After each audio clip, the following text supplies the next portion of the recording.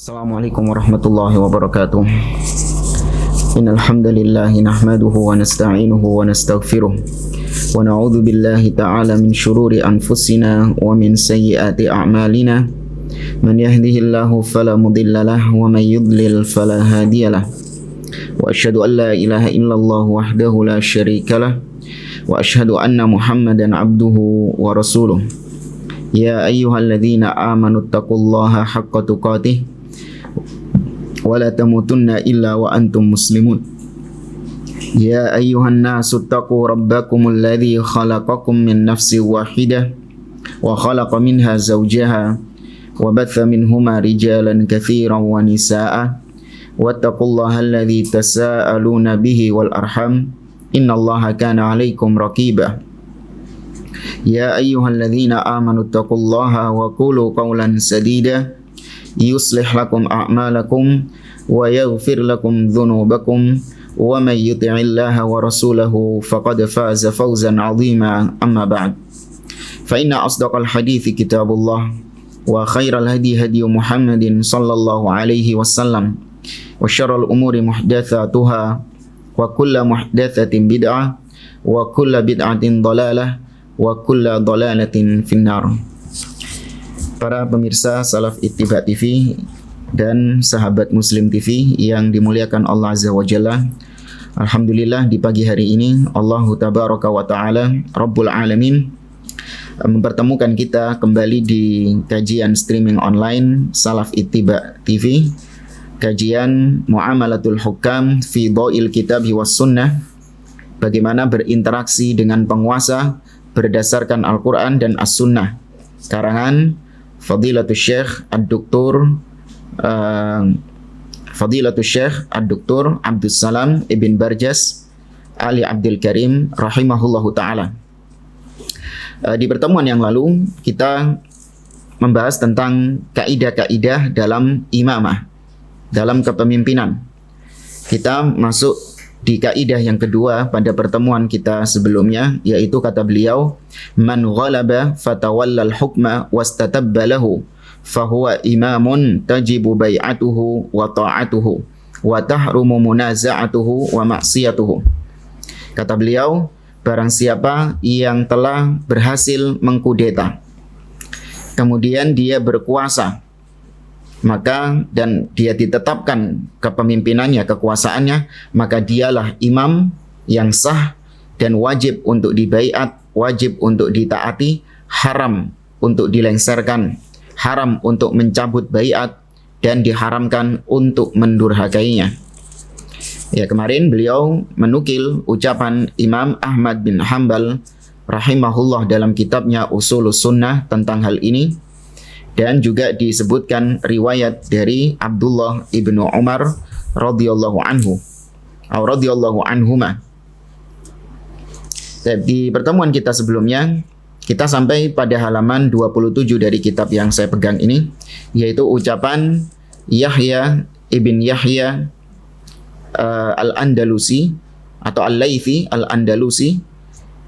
Dikatakan kepada Yahya bin Yahya Al-Laythi, al-bai'atu makruha, apakah membaiat pemimpin itu suatu perkara yang makruh, suatu perkara yang dibenci?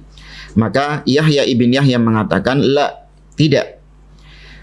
Kemudian dikatakan lagi kepadanya, fa in kanu a'immata jaurin, bagaimana apabila pemimpin yang dibaiat itu adalah pemimpin yang zalim, pemimpin yang sewenang-wenang? Faqala, maka Yahya ibn Yahya Al-Laythi mengatakan, qad baya'a ibnu Umar li Abdul Malik ibn Marwan wa bisayfi akhadal mulk akhbarani bidzalika Malikun anhu annahu kataba ilaihi wa uqirru laka bis-sam'i wa ta'ah ala kitabillahi wa sunnati nabiyhi Muhammadin sallallahu alaihi wasallam. Kata Yahya bin Yahya, sungguh dahulu Abdullah bin Umar radhiyallahu anhuma itu telah membaiat khalifah yang bernama Abdul Malik bin Marwan. Padahal Abdul Malik bin Marwan mendapatkan kepemimpinannya dengan cara yang tidak sah atau cara yang tidak syar'i, yaitu dengan cara mengkudeta menggunakan pedang. Dialah dengan cara seperti itulah dia mendapatkan kekuasaannya.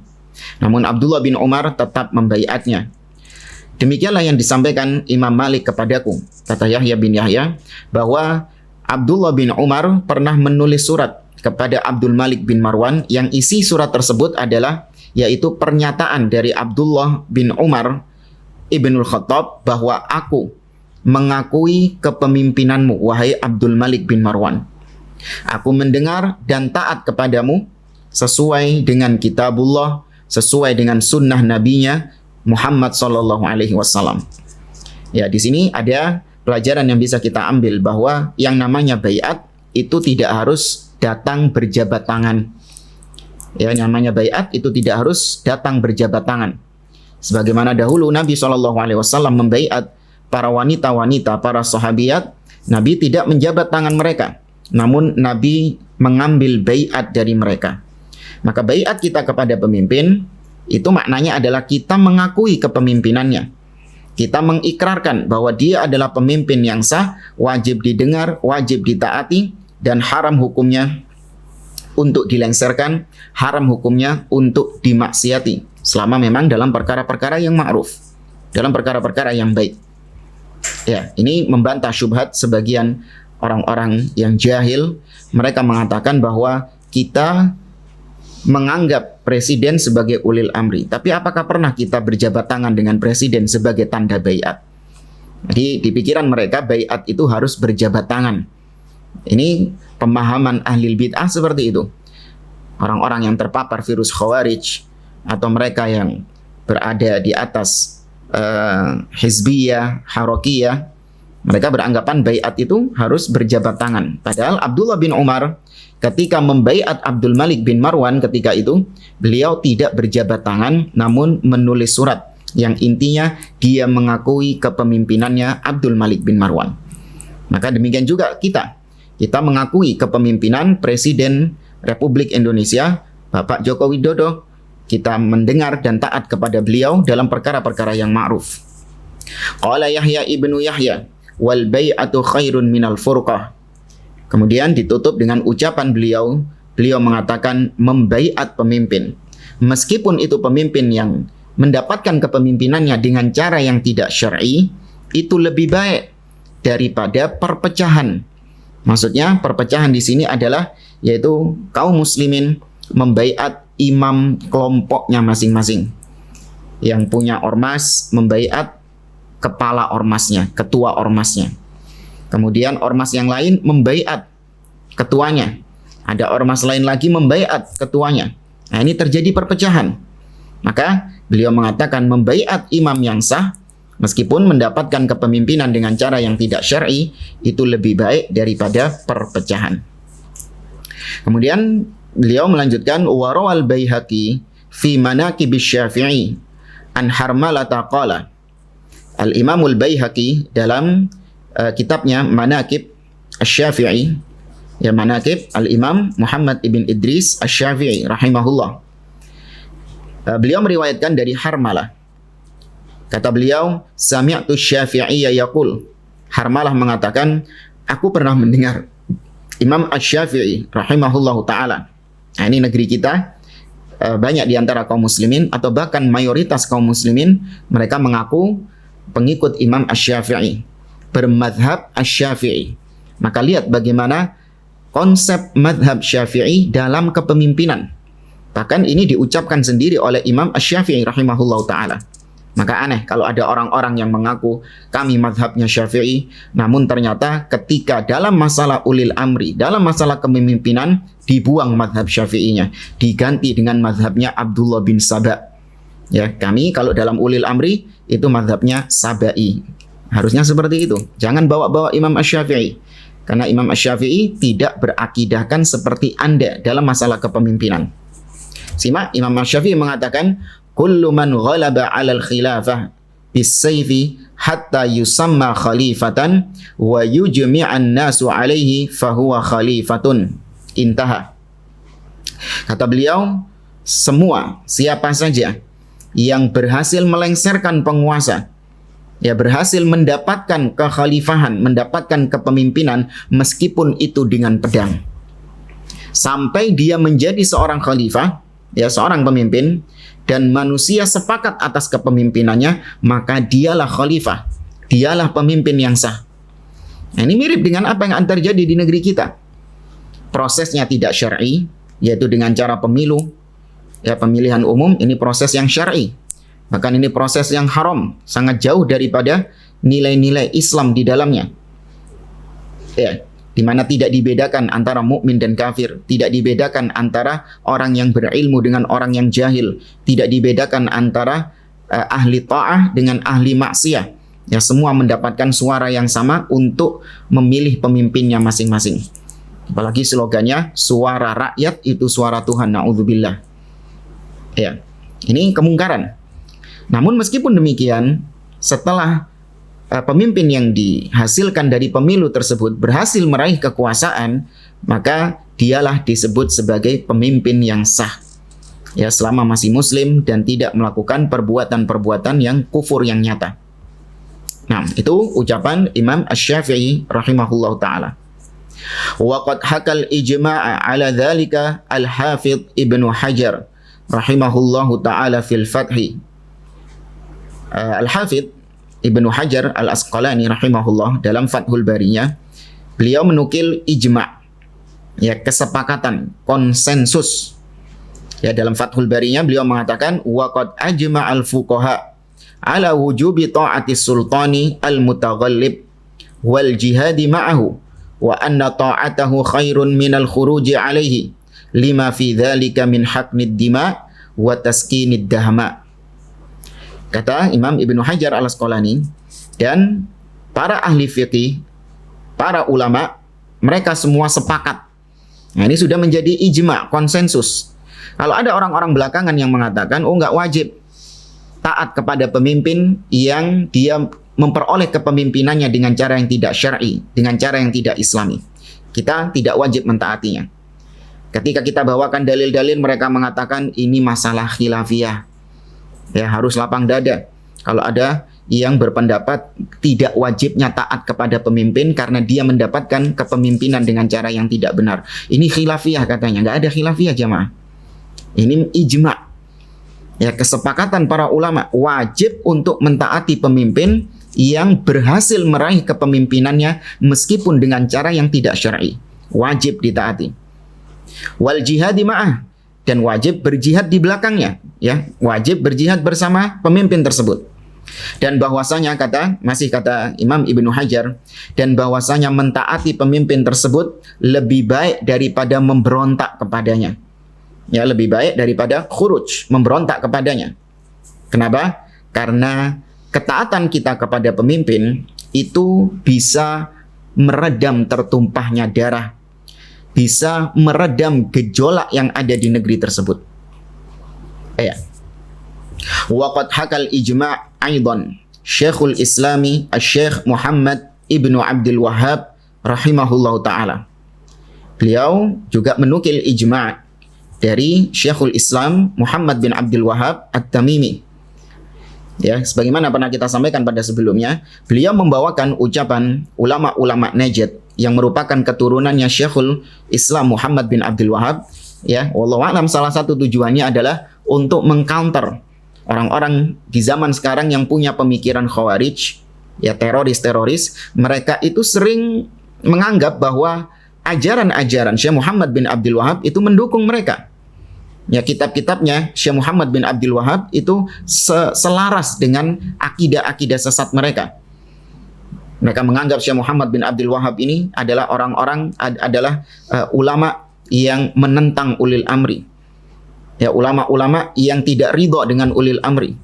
Ya, ini dibawakan oleh beliau bahwa Syekh Muhammad bin Abdul Wahhab itu tidak punya pemikiran khawarij seperti mereka. Kata beliau, ya, kata Syekh Muhammad bin Abdul Wahhab, al-a'immatu mujmi'una min kulli madhabin. Bahwasanya para imam-imam dari lintas madhab, ya, kecuali madhab yang sesat seperti madhab Syiah. Para imam-imam, ulama-ulama lintas madhab, mereka semua sepakat, mujmi'un, ala anna man taghallaba ala baladin aw buldanin lahu hukmul imami fi jami'il asya'. Bahwa barang siapa yang berhasil meraih kepemimpinan di suatu negeri atau di suatu negara, maka berlaku hukum-hukum pemimpin atas orang tersebut. Ya, berlaku hukum pemimpin atas orang tersebut dalam semua bidang perkara. Ya, dalam semua bidang perkara.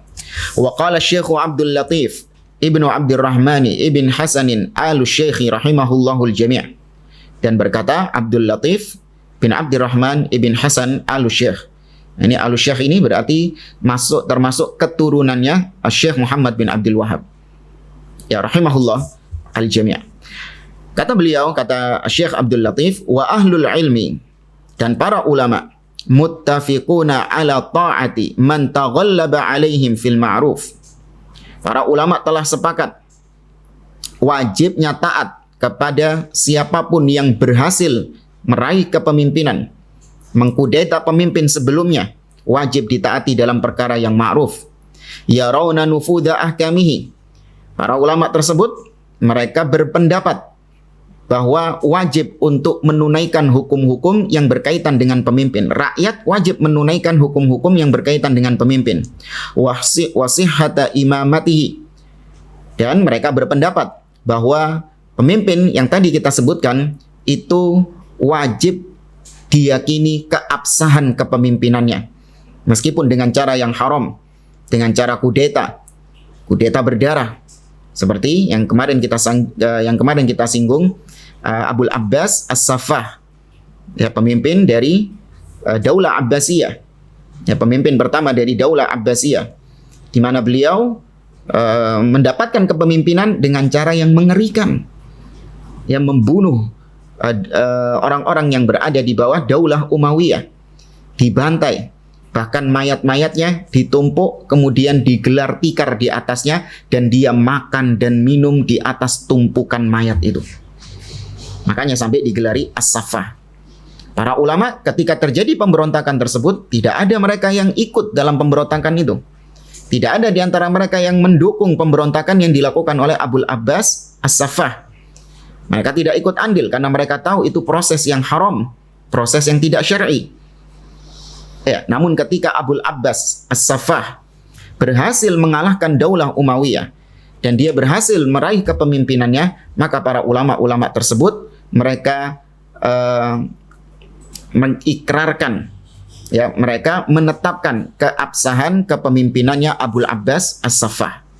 La yakhtalifu fi dzalika itsnan. Ya, pemahaman seperti ini itu tidak ada silang pendapat, tidak ada pendapat kedua, kata beliau. Wa yarawnal man'a minal khuruji 'alaihim bis-saif.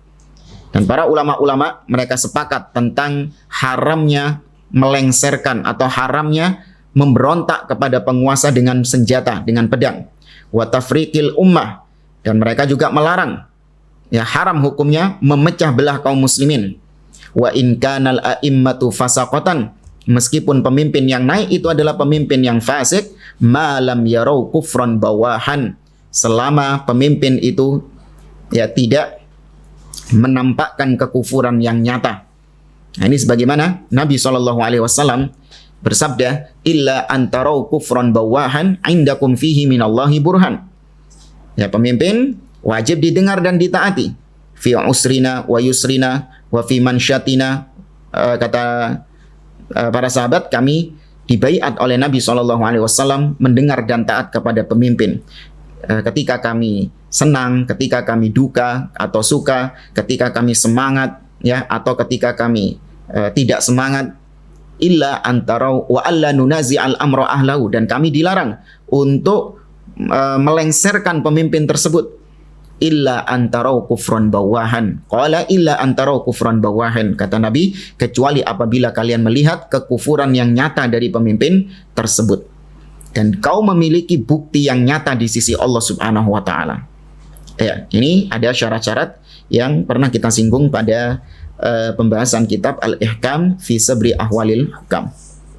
Wa nususuhum fi dzalika mawjudatun 'anil a'immatil arba'ah wa ghairihim wa amsalihim wa nudharaihim. Dan dalil-dalil tentang hal ini itu ada dalam pembahasan, pemaparan atau kitab-kitab para ulama yang 4, para imam yang 4. Ya, ini tadi kita katakan dari lintas madhab. Baik, jamaah dimulakan oleh Allah Subhanahu wa taala. Kemudian kita lanjut ke al-qaidatus tsalitsah. Kaidah yang ketiga. Qala al-muallif rahimahullah, penulis mengatakan idza lam yastajmi'il mutaghallibu syurutal imamah wa tamma lahu at-tamkin wastatabba lahu al-amru wajabat ta'atuhu wa harumat ma'siyatuh. Ini hampir mirip dengan poin yang kedua. Apabila pemimpin yang tadi berhasil melengsarkan pemimpin sebelumnya, berhasil mendapatkan kepemimpinan dengan cara kudeta atau dengan cara pemilu, apabila orang ini tidak memenuhi syarat untuk menjadi pemimpin, ya, tidak memenuhi syarat untuk menjadi pemimpin dan tidak sempurna syarat-syaratnya untuk menjadi pemimpin, namun sudah terjadi, ya, kejadiannya dia ini sudah jadi pemimpin meskipun profil dia, ya, profil orang tersebut itu tidak memenuhi syarat. Maka kata beliau, kalau memang sudah seperti itu, tetap wajib ditaati dan haram untuk didurhakai. Bedanya dengan poin sebelumnya, kalau poin sebelumnya ini dia ini profil orangnya memang layak menjadi pemimpin. Dia dari keturunan Quraisy. Kemudian dia seorang laki-laki. Kemudian dia memang memiliki agama. Ya, dia rajin beribadah kepada Allah. Ya, kemudian dia meninggalkan kefasikan. Dia termasuk orang-orang yang bukan termasuk orang-orang yang ahli maksiat, bukan orang yang fasik. Ya, dan syarat-syarat yang lain. Profil orang ini sudah memenuhi syarat, tapi dia mendapatkan kepemimpinan dengan cara yang tidak syar'i, maka tetap wajib ditaati. Nah, sekarang yang kedua ini bukan berkaitan dengan bagaimana cara dia mendapatkan kepemimpinan, tidak, tapi berkaitan dengan profil pemimpin tersebut. Dia bukan keturunan Quraisy, sebenarnya nggak layak dia jadi pemimpin. Atau dia ini orang yang jahil, bodoh, tidak memahami tentang bagaimana caranya mengelola negara, bagaimana caranya memimpin suatu negeri. Orangnya tidak memenuhi syarat. Atau dia bukan seorang laki-laki, tapi seorang wanita, seperti yang pernah terjadi di negeri ini. Dia tidak memenuhi syarat sama sekali untuk menjadi seorang pemimpin, tapi dia masih muslim.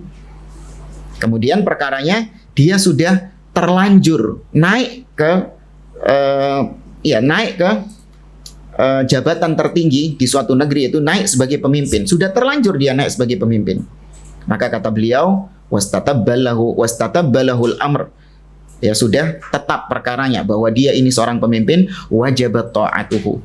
Yang seperti itu, meskipun profilnya tadi dia seorang wanita atau dia ini bukan dari kalangan Quraisy, tetap wajib ditaati dan haram hukumnya untuk dimaksiati.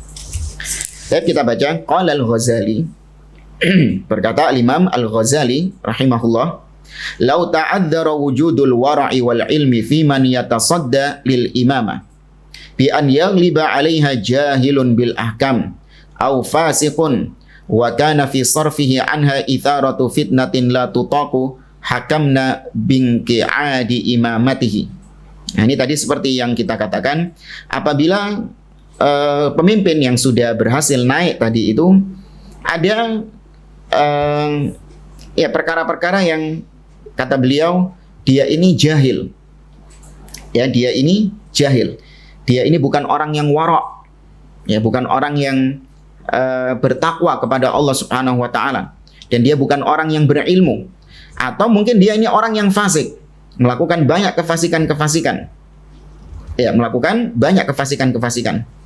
Maka kata beliau, meskipun orang ini dalam kondisi profilnya dia seperti itu, kemudian naik menjadi pemimpin, maka kita menghukumi dia sah kepemimpinannya. Li'anna baina an nuharrika fitnatan bil istibdali fama yalqal muslimuna fihi ay fi hadzal istibdal min ad-darari yazidu ala ma yafutuhum min nuqsani hadhihi asy-syuruti allati uthbitat li maziyatil maslahah fala yuhdamu aslul maslahah syaghafan li mazayaha kalladhi yabni qasran wa yahdimu misran. Kata beliau, kita ini sekarang berada di posisi antara kita ini mengobarkan api fitnah dengan cara kita ini mengganti pemimpin yang tidak memenuhi syarat tadi kita paksa dia untuk turun, kita copot dia, kita ganti dengan pemimpin yang baru. Ya, kita ganti dengan pemimpin yang layak. Kalau kasusnya seperti ini, maka tatkala pemimpin tersebut diganti, nah itu bisa menimbulkan mudarat yang lebih besar daripada sekedar untuk memenuhi syarat-syarat yang tadi hilang dari pemimpin tersebut. Oke, pemimpin ini jahil. Pemimpin ini nggak tahu tentang bagaimana cara mengelola negara. Pemimpin ini dia seorang yang fasik. Atau dia ini seorang wanita yang tidak layak untuk menjadi pemimpin. Ini tidak memenuhi syarat. Ada mudaratnya? Iya. Tapi kalau jika dibandingkan dengan sikap sebagian rakyat yang ngotot untuk melengsarkan pemimpin ini, nah itu akan terbuka pintu-pintu fitnah dan akan menimbulkan kerusakan-kerusakan yang besar. Ya, akan menimbulkan kerusakan yang besar. Maka kata beliau, jangan Anda menghancurkan, ya, jangan Anda menghancurkan maslahat, yaitu negeri tersebut, ya minimal meskipun pemimpinnya seperti itu, minimal kaum muslimin tidak ada darahnya yang tertumpah. Negeri tersebut masih dalam kondisi aman. Kaum muslimin masih bisa melaksanakan ibadah. Kaum muslimin masih bisa bekerja, masih bisa berdakwah. Ya, minimal pokok kemaslahatan yang ada itu jangan sampai hilang, belani untuk memenuhi syarat-syarat yang belum terpenuhi pada pemimpin tersebut, yang itu bisa menyebabkan ya terjadi prahara dalam negeri itu. Ya, ini mirip kata beliau seperti orang yang ingin membangun istana tapi dengan cara menghancurkan negeri itu, menghancurkan kota itu. Belani buat bangun istana satu, tapi resikonya kota itu hancur. Ya, maka jangan Anda belani supaya pemimpin ini kriterianya sesuai, ya, karena sekarang kriterianya nggak sesuai. Supaya kriterianya sesuai, Anda taruhkan keamanan negeri ini. Anda taruhkan darah kaum muslimin. Padahal Nabi SAW mengatakan, la zawalud dunya indallahi ahwan min qatli rajulin muslim. Sungguh hilangnya dunia, musnahnya dunia ini lebih baik di sisi Allah daripada terbunuhnya seorang muslim, kata beliau. Ya. Wa baina an nahkuma bi khuluwil biladi anil imam wa bi fasadil aqdiyah wa dzalika muhalun. Kita milih saja, kita masih tetap berada di bawah kepemimpinan pemimpin yang modelnya kayak tadi, nggak memenuhi syarat. Atau mungkin yang terjadi, kalau kita ngotot untuk melengsarkan pemimpin ini, maka yang terjadi adalah kekosongan kepemimpinan dalam negeri tersebut. Ya, pemimpin tersebut itu tidak ada pemimpin yang memimpinnya. Apa yang terjadi? Hukum rimba. Ketidakadaan pemimpin itu bisa menyebabkan kerusakan di negeri tersebut, ya, bisa menyebabkan banyak kekacauan-kekacauan. Ya, sebagaimana terkenal ucapan para ulama salaf yang mengatakan situna sana ma'a imamin zalim khairun min lailatin wahidah bila imam. 60 tahun di bawah kepemimpinan pemimpin yang zalim, ya, atau pemimpin yang tadi tidak memenuhi kriteria, itu lebih baik daripada satu malam tanpa pemimpin. Ya, ini ucapan para salaf. Wa nahnu naqdi bi nufudhi qada'i ahli al-baghi fi biladihim limasisi hajatihim fa kaifa la naqdi bi sihhatil imamati 'inda al-hajati wad-darurah. Wa qad naqala asy-Syatibi fil i'tisam kalaman lil Ghazali nahwa hadha lamma mathala lil masalihil mursalah hadha nassuh. Di sini Imam Asy-Syatibi beliau menukil dari Imam Asy-Syatibi tentang ucapan seperti ucapan Imam Al-Ghazali yang tadi kita sebutkan, di mana beliau lebih mengkhususkan pada pembahasan tentang al-masalih al-mursalah, ya, tentang maslahat-maslahat, ya, tentang maslahat-maslahat yang didapatkan ya dari kondisi yang kita sebutkan tadi. Kata beliau, kata Imam Asy-Syatibi, amma idza in aqadatil imamatu bil bai'ah au tauliyatil ahdi limumfakkin an rutbatil ijtihad wa qamat lahu syauka wa ad'anat lahu riqab bi an khalaz zamanu an quraisyin mujtahidin mustajmi'in jami'a syurut wajibal istimraru alal imamatil ma'qudati in qamat lahu syauka. Perhatikan kata beliau, apabila seorang pemimpin dibaiat, ya, padahal pemimpin tersebut dibaiat dalam kondisi dia tidak memenuhi syarat sebagai pemimpin, akan tetapi dia menjabat sebagai pemimpin, berhasil meraih kepemimpinan karena dia punya power, ya, karena dia punya kekuatan, punya massa yang banyak. Demikian juga militer, ya, militer yang punya senjata itu juga tunduk kepada orang tersebut. Ya, militer tadi tunduk kepada orang tersebut. Kemudian ditambah di zaman itu tidak ada seorang Quraisy, ya, dalam artian tidak ditemukan orang Quraisy, mungkin ada di belahan negeri yang lain, tidak ditemukan seorang yang mujtahid yang terpenuhi syarat-syarat kepemimpinan. Dia orang Quraisy, dia laki-laki mungkin, atau dia adalah orang yang paham tentang masalah agama, paham tentang masalah kepemimpinan. Ini hampir tidak didapati di negeri tersebut. Ya, maka bagaimana dengan pemimpin yang tadi sudah naik, padahal dia ini orang yang nggak pantas jadi pemimpin, tapi punya power, tapi dia punya pasukan, punya militer. Maka wajibal istimraru alal imamah, maka biarkan kepemimpinannya itu berlanjut, ya, dibiarkan kepemimpinannya berlanjut, ya, apabila memang dia memiliki power. Wa in qaddira huduru Quraisyin mujtahidin mustajmi'in lil wara' wal kifayati wa jami'i syara'itil imamah wahtajal muslimuna fi khal'il awal ila ta'arrudin li itharati fitan wa tirabi umurin lam yajuz lahum khal'uhu wal istibdalu bih. Kemudian sudah berjalan ini, ya, pemimpin yang tadi tidak layak sudah naik jadi pemimpin. Kemudian waktu terus berlalu, tiba-tiba sudah ada calon pemimpin yang memenuhi syarat. Dia dari seorang Quraisy, dia orang yang wara', dan dia memenuhi semua syarat-syarat kepemimpinan yang sah. Profil orangnya, ya, itu memenuhi semua syarat-syarat kepemimpinan yang sah. Dan ketika itu kaum muslimin memang dalam kondisi kita ini harus segera untuk mengganti pemimpin yang ini, pemimpin yang sekarang ini, karena dia sudah nggak layak, kacau balau negara kalau dipimpin sama dia. Harus kita ganti pemimpin ini. Tapi ternyata dihadapkan dengan kondisi kalau kita mengganti pemimpin ini, sedangkan dia sekarang punya militer yang kuat, ya, punya kekuatan yang dahsyat, maka nanti akan terjadi fitnah, ya, akan terjadi pertumpahan darah, akan terjadi prahara. Maka kalau sudah seperti ini, nggak boleh dilengserkan dan diganti dengan pemimpin yang tadi layak jadi pemimpin. Ya, maka sekali lagi, ada pemimpin yang nggak layak tapi punya power, dia berkuasa.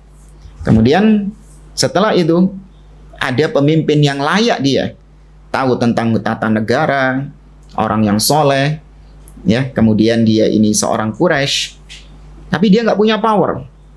Kalau dipaksakan untuk melengsarkan yang awal, itu akan terbuka pintu-pintu kekacauan, akan terjadi kerusakan negeri. Maka beliau mengatakan, wis biarno, ya, biarkan yang pertama itu berkuasa. Ya, inilah Islam selalu memandang maslahat. Bukan karena kita ini mendukung mendukung pemimpin tersebut, tidak. Tapi sekali lagi Islam ini menjaga darah kaum muslimin jangan sampai tertumpah. Menjaga stabilitas keamanan, jangan sampai hilang keamanan suatu negeri itu. Nah, ini yang dijaga di dalam Islam. Tapi ahli bid'ah menuduh kita ini penjilat kepada penguasa. Kita dituduh dibayar sama rezim katanya. Nggak ada. Ini memang syariat Islam seperti itu. Dan ini nampak indahnya Islam itu dari sini. Tapi kalau Islam dibawa sama ahli bid'ah, nggak ada api-api Islam ini. Jelek di mata manusia.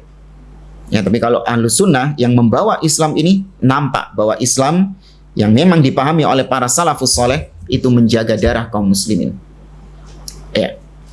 Kata beliau, bal tajibu alaihi mutta'atu lahu. Pemimpin yang tadi nggak layak, nggak boleh untuk dilengserkan, nggak boleh untuk diganti, bahkan tetap wajib untuk ditaati.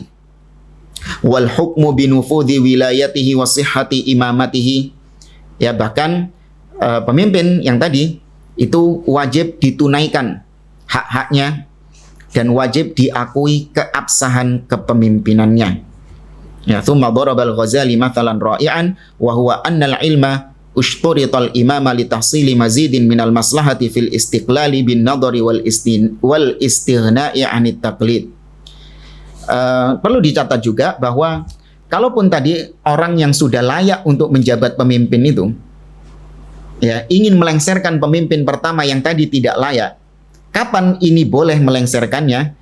Itu dengan penglihatan para ulama, dengan taklid kepada para ulama.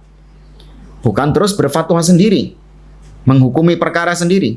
Ayo kita lengsarkan pemimpin yang ada sekarang karena dia nggak layak memimpin. Kita sudah punya calon yang lebih baik, yang sudah memenuhi kriteria. Bukan orang perorangan, tapi ini dikembalikan perkaranya kepada penguasa. Allah Azza wa Jalla mengatakan dalam surah An-Nisa, wa idza ja'ahum amrun minal amni awil khaufi ada'u bih walau radduhu ila rasuli wa ila ulil amri minhum la alimahu alladhina yastanbitunahu minhum. Orang-orang munafik itu apabila datang kepada mereka kabar tentang keamanan atau tentang rasa takut, mereka ya tergesa-gesa untuk menyebarkannya, tergesa-gesa untuk menghukuminya, ya, tergesa-gesa untuk mengambil tindakan. Andai kata dikembalikan dikembalikan itu kepada Rasul ketika beliau masih hidup, atau kepada ulil amri. Ya, ulil amri bisa bermakna pemimpin dan juga bisa bermakna ulama. Maka dikembalikan kepada para ulama. Kalau memang mengganti pemimpin tersebut itu tidak menimbulkan kerusakan yang ada, maka boleh untuk diganti dengan pemimpin yang lebih layak. Ada pemimpin wanita. Ya, ada seorang pemimpin wanita. Hanya dia yang tahu atau hanya dia yang punya ilmu tentang tata negara. Yang laki-laki nggak ada yang punya ilmu tentang tata negara. Kemudian tahun depannya ditemukan ada seorang laki-laki yang punya ilmu tentang bagaimana mengelola negara dengan baik. Maka kalaupun ingin mengganti pemimpin sebelumnya, itu harus dengan pertimbangan para ulama. Apakah menimbulkan mafsadat yang lebih besar, ataukah justru apakah menimbulkan maslahat atau justru menimbulkan mafsadat yang lebih besar. Ya, idza ulima dzalika fa inna thamaratal matlubah minal imamah tadfi'atul fitan ats-tsa'irati min tafarruqil ara'il mutanafirah. Kalau memang sudah dipahami hal demikian, maka buah yang diharapkan dari adanya pemimpin ya adalah untuk meredam fitnah dan untuk meredam fitnah dari banyaknya pendapat-pendapat atau terpecah belahnya kaum muslimin dengan pendapat-pendapat yang tadi kita sebutkan. Baik, jamaah dimuliakan oleh Allah Subhanahu wa taala, saya cukupkan sampai di sini. Kita masuk sesi berikutnya. Barangkali ada pertanyaan yang masuk, tafadhol.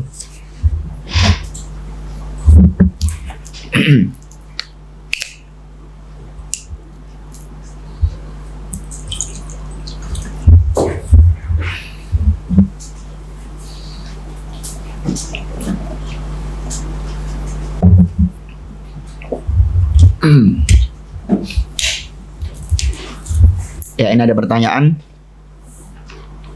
Bismillah, bagaimana sikap Ahlus Sunnah kepada Menteri Agama yang baru? Apakah boleh mengkritiknya di depan umum seperti di sosial media perihal rencana beliau yang akan melindungi kaum minoritas seperti Syiah Ahmadiyah? Ya, Wuzara atau Al-Wazir itu sama halnya dengan Al-Amir, sama dengan Ulil Amri, sama dengan pemimpin. Karena dia adalah naib, orang yang diberikan wewenang oleh penguasa. Dia adalah wakilnya penguasa. Maka sama, sebagaimana kita tidak boleh mengkritik penguasa di depan umum, maka demikian juga dengan menteri-menterinya, itu nggak boleh dikritik di depan umum. Ahlus Sunnah wal Jamaah tetap mendengar dan taat kepada menteri agama sekalipun dalam perkara-perkara yang memang tidak mengandung kemaksiatan kepada Allah. Maka Ahlus Sunnah menegaskan kita taat kepada menteri agama yang baru. Ya, kita mentaati menteri agama yang baru, yaitu Bapak Yakut. Kita mentaati beliau dalam keputusan 1 Ramadan misalnya, atau dalam keputusan 1 Syawal, ya, atau mungkin dalam kebijakan-kebijakan lain yang memang itu tidak ada kemaksiatan di dalamnya dan tidak ada kebid'ahan ataupun kekufuran.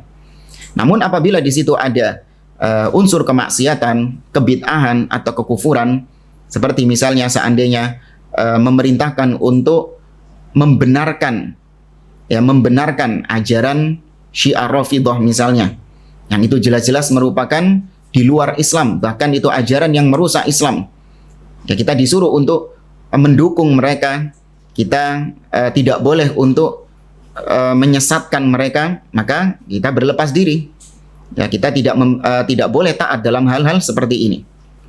Mengakui keislamannya orang-orang Syiah misalnya, orang-orang Ahmadiyah, kita akui keislaman mereka bahwa mereka ini kaum muslimin juga, maka kita tidak mentaatinya. Tapi kalau dalam perkara-perkara yang memang di situ menjadi wewenang penguasa, seperti penetapan Syawal atau penetapan Hari Raya Idul Fitri, maka kita mentaati Menteri Agama yang baru, yaitu Bapak Yaqut Hafizahullah Ta'ala. Semoga Allah memberikan taufik kepada beliau. Apakah menteri yang baru ini termasuk dari ujian atau azab yang diberikan Allah kepada kita karena sering mengkritik menteri yang sebelumnya? Ya, kita nggak tahu ya, Menteri Agama yang baru, bagaimana beliau dalam mengatur kaum muslimin, bagaimana kebijakan-kebijakan beliau. Ini kita masih belum tahu, beliau masih baru beberapa hari dilantik.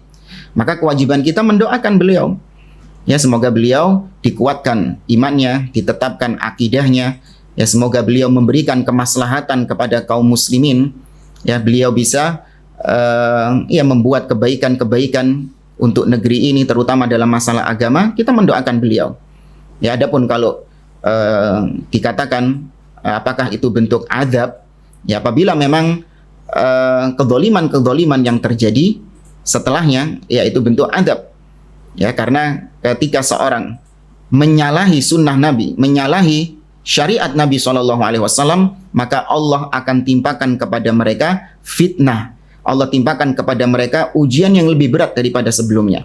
Sebagaimana yang Allah sebutkan dalam firman-Nya, kata Allah Subhanahu wa taala, "Falyahdharil ladzina yukhalifuna an amri an tusibahum fitnah aw yusibahum adzabun alim."